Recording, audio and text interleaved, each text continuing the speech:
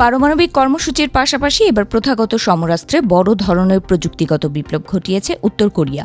গত ইউক্রেন যুদ্ধ এবং সম্প্রতি ইরান যুদ্ধে আমেরিকার তৈরি হিমার্স রকেট সিস্টেমের বিধ্বংসী ও জাদুকরী পারফরম্যান্স বিশ্বজুড়ে আলোড়ন সৃষ্টি করেছিল।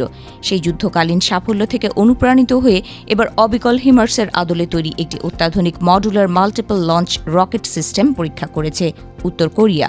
গত ২৬শে মে দেশটির সর্বোচ্চ নেতা কিম জং উনের সরাসরি উপস্থিতিতে এই বিশাল শক্তি প্রদর্শনী ও পরীক্ষা সম্পন্ন হয়। উত্তর কোরিয়ার এই নতুন রকেট সিস্টেম একটি শক্তিশালী ট্রাকের চ্যাসিসের ওপর চাকাযুক্ত মোবাইল লঞ্চার হিসেবে তৈরি করা হয়েছে। এটি অত্যন্ত দ্রুততার সঙ্গে এক স্থান থেকে অন্য স্থানে যাতায়াত করতে পারে।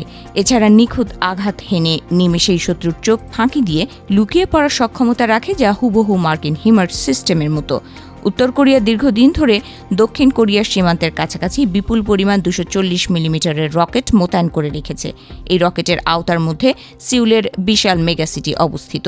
তবে আগের রকেটগুলো ছিল লক্ষ্যহীন, কিন্তু নতুন সংস্করণে যুক্ত করা হয়েছে একটি স্বয়ংক্রিয় নিখুঁত দিক নির্দেশনা প্রযুক্তি। এর ফলে এটি এখন নির্দিষ্ট লক্ষ্যবস্তুতে নিখুঁত আঘাত হানতে সক্ষম। এই একই সামরিক মহড়ায় উত্তর কোরিয়া বিশ্বের প্রথম কৃত্রিম বুদ্ধিমত্তা প্রযুক্তি সমৃদ্ধ প্রায় ১০০ কিলোমিটার পাল্লার একটি ক্রুজ মিসাইলের সফল পরীক্ষা সম্পন্ন করেছে। দেশটির সর্বোচ্চ নেতা কিম জং উন বলছেন, নিখুঁত নেভিগেশন ও এআই নিয়ন্ত্রিত এই মারাত্মক ক্রুজ মিসাইলগুলো দক্ষিণ কোরিয়ার সীমান্তের একদম কাছাকাছি ফ্রন্টলাইন আর্টিলারি ইউনিটগুলোতে স্থায়ীভাবে মোতায়েন করা হবে।